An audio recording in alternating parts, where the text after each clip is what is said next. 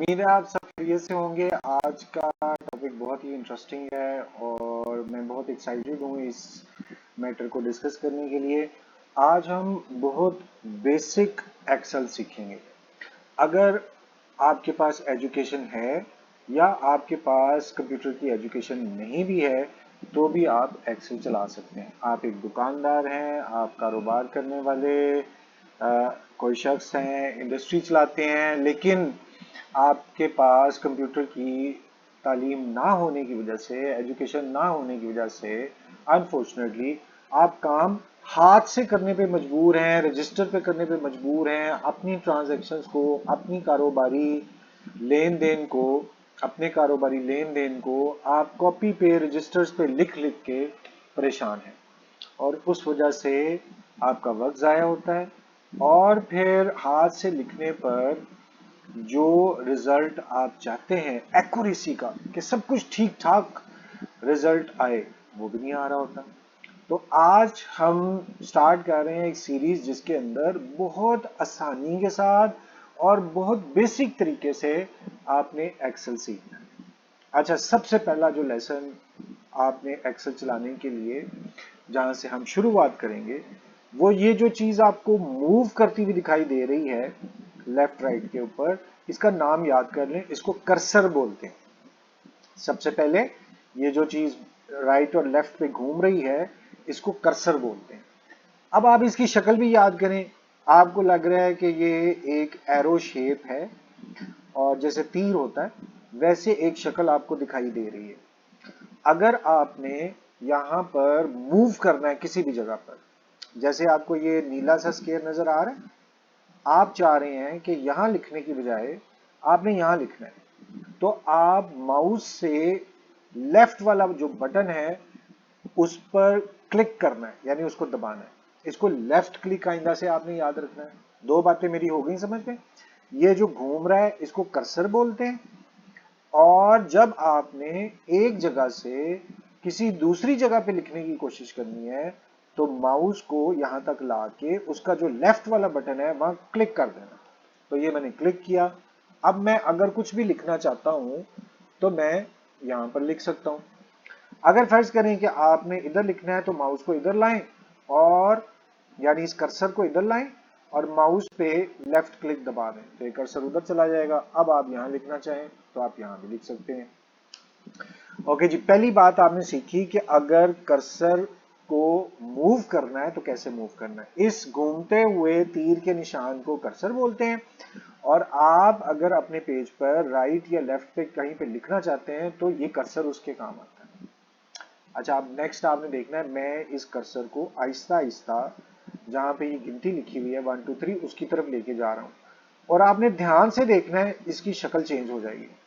तो आप जैसे ही यहां पर लेकर आते हैं तो अब देखिए कर्सर की शक्ल कैसी बन गई है।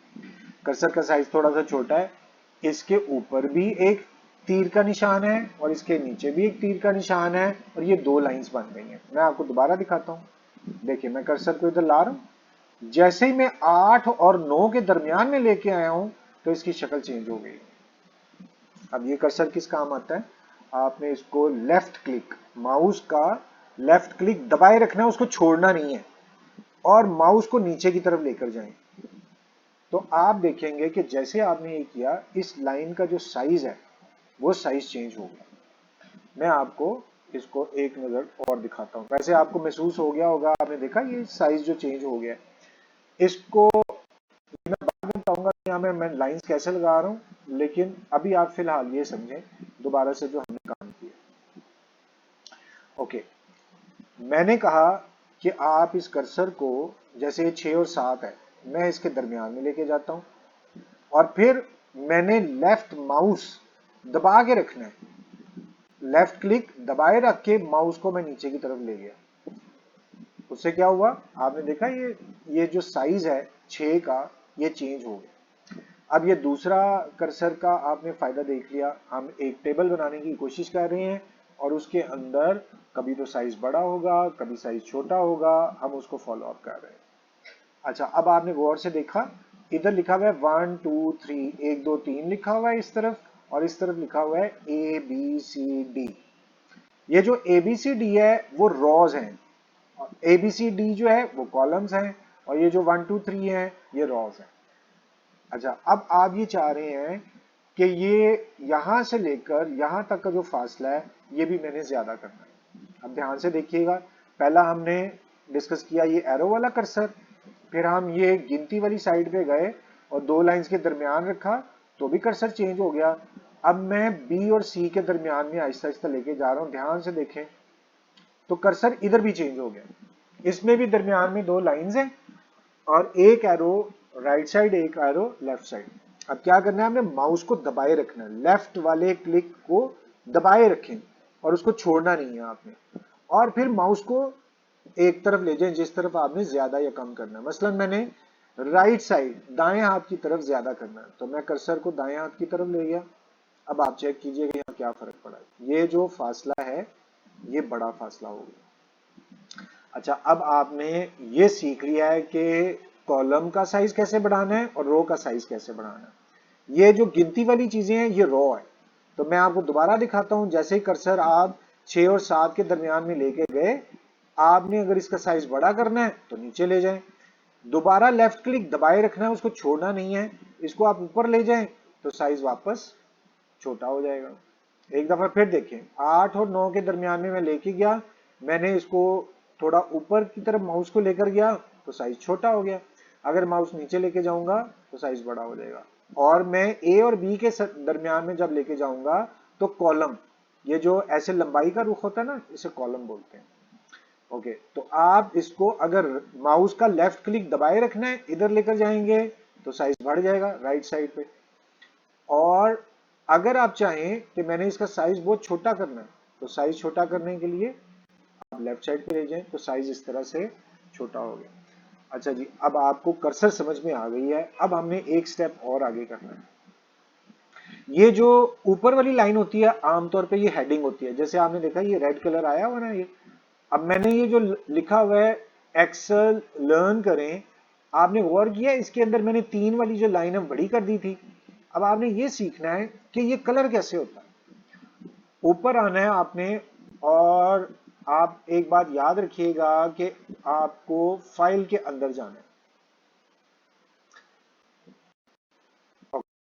अब आप ये देखें, ये है फाइल। सबसे पहले एक्सेल खोला, एक्सेल के अंदर आपने फाइल दबा दी, फाइल के आगे नीचे वाली जो ये लाइन है, इस लाइन को आपने याद रखना है। ये लाइन आपको नजर आएगी, और चाहे वो माइक्रोसॉफ्ट का एक्सेल हो, चाहे गूगल की शीट्स हो, चाहे ये वाला एक्सेल हो, हर एक्सेल के अंदर ये वाली लाइन नजर आएगी। हाँ, थोड़ा बहुत फर्क हो सकता है उन लाइंस के अंदर, मगर आपने ये जो जिस जगह मैं कर्सर घुमा रहा हूं, पहले इसकी शक्ल याद कर लें आप। ये वाली शक्ल सब में कॉमन है। हम क्या सीखने लगे हैं, मैंने टेबल बनाते हुए इस पूरी लाइन को मैंने रेड करना चाह रहा हूं, और मैं आपको इसका बटन शो करवा रहा हूं, इसकी शक्ल याद कर लें। वैसे भी जैसे ही आप इस बटन के करीब कर्सर लेकर जाएंगे तो आपको नजर आ रहा है फिल कलर, तो आप कलर फिल हो जाएगा।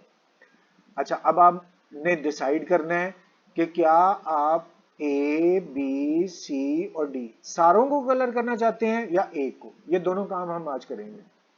पहले आप ये करें कि आप सिर्फ एक कॉलम को आपने कलर करना है। तो मैंने क्या किया, मेरा कर्सर इधर था, मैंने जिस जगह को कलर करना है वहां जाके मैंने माउस का लेफ्ट क्लिक दबा दिया। ओके, अब मैं इधर गया और मैंने जो कलर वाली शीट है उस पर दोबारा क्लिक किया। बेतहाशा कलर मेरे पास पड़े हुए हैं, आप इनमें से जो कलर भी पसंद करें उस पर बस आपने माउस का लेफ्ट क्लिक करना है।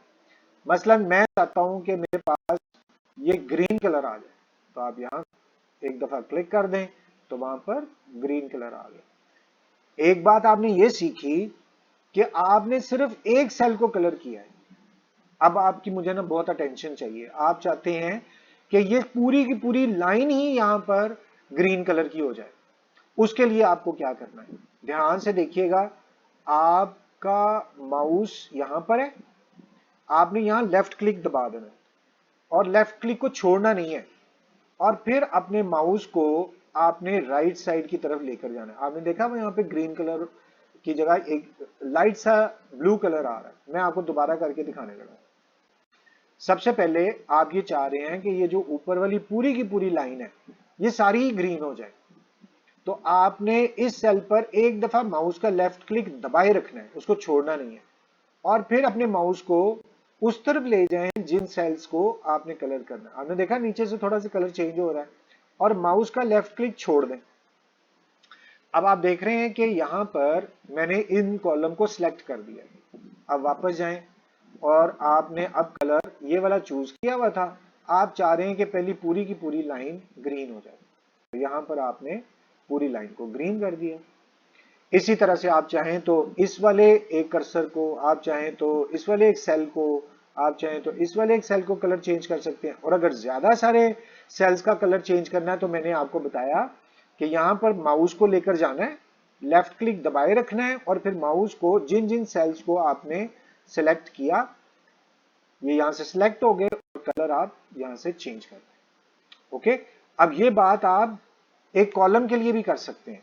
मसलन यहां से 1 2 3 4 5 इन सबको चेंज करना है। सबसे पहले आप माउस को कॉलम में लेके जाएं, पहले वहां लेफ्ट क्लिक दबाए रखें और माउस को नीचे लेके जाएं, और जैसे ही इसको आपने सिलेक्ट कर लिया, अब आपने जो कलर करना है वो आप कलर कर लें। फर्ज करें आप यहाँ पे रेड कलर करना चाहते हैं, तो आप यहाँ पर रेडिश कलर कर सकते हैं। नहीं जी, इस तरह से हम एक टेबल बना सकते हैं और उस टेबल के अंदर कलर अपनी मर्जी के कर सकते हैं। फिर उस टेबल के अंदर आपने जो भी लिखना है वो लिख सकते हैं। आज का चूंकि हमारा टॉपिक ये नहीं है कि हम इसमें कैलकुलेशंस कैसे करेंगे, हम अमाउंट कैसे पुट करेंगे, प्लस कैसे माइनस करें, एक्सेल के और बेतहाशा फंक्शन है जो वक्त आने पर हम करते रहेंगे। बहरहाल आज का हमारा टॉपिक था कि आपने एक टेबल कैसे बनाना है और उस टेबल में कलर कैसे भरने हैं। अच्छा, यहाँ शायद आप में से कुछ लोग पूछ रहे हों कि ये मैंने लाइंस कैसे लगाई हैं। मैं आपको ये लाइंस भी एक दफा बता देता हूँ।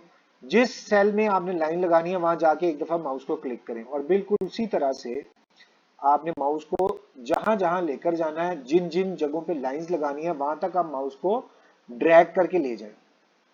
इस तरह से आपने वो इलाका सिलेक्ट कर लिया, वो सेल सिलेक्ट कर लिए जहां पर आपने लाइंस लगानी है। अब आपने ये जो लाइंस नजर आ रही हैं, इन लाइन पे आना, ये बॉर्डर कहलाता है।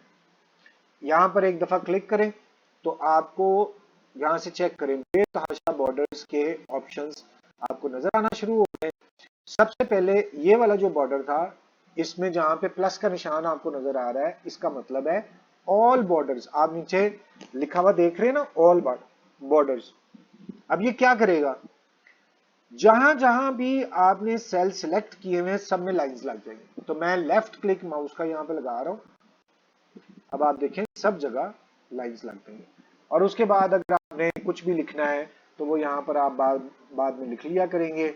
ए है, बंदा बी है, सी है, डी है, या उससे आपने कुछ रकम वसूल करनी थी तो 1 जनवरी को आपने उससे 10,000 रुपया ले लिया, तो वो आप यहाँ पर 10,000 नोट कर लें। या आप दुकानदारी के हिसाब से, अपने कारोबार के हिसाब से कोई चीज नोट करना चाहते हैं तो वो आप नोट कर सकते हैं। ले जी, आज का हमारा ये टॉपिक एंड होता है यहीं पे। हमने आज ये सीखना था कि टेबल कैसे बनाते हैं और टेबल में कलर्स कैसे करते हैं। तो अगले टॉपिक पे फिर मिलेंगे, लेकिन मैं आपसे एक रिक्वेस्ट करता हूं, अगर आपको कोई चीज समझ नहीं लगी तो आप कमेंट करें या मुझे मैसेज करें। मैं इंशाल्लाह आपके कमेंट का फौरन आंसर देने की कोशिश करूंगा। So thank you very much for your time. It's time to say goodbye. अल्लाह हाफिज।